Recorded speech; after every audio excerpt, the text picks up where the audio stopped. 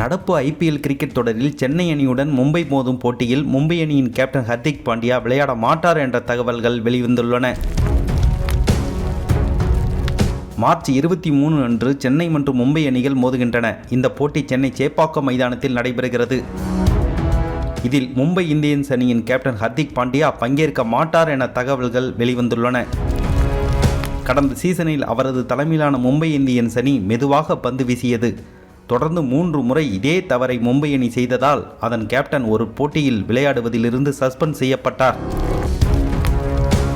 அதன் காரணமாக நடப்பு சீசனின் முதல் போட்டியில் அவர் விளையாட மாட்டார் என்ற தகவல்கள் தெரிவிக்கின்றன. IPL தொடரில் சென்னை மற்றும் மும்பை அணி தலா 5 முறை சாம்பியன் பட்டத்தை வென்றுள்ளது.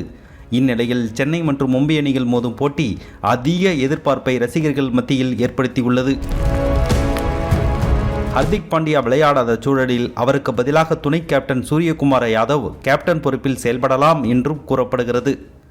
அதே நேரம் ரோஹித் சர்மாவுக்கு மரியாதை அளிக்கும் விதமாக அவர் கேப்டன்ஷிப் செய்யக்கூடிய கடைசி போட்டியாக இது அமையலாம் என்றும் தகவல்கள் கூறுகின்றன.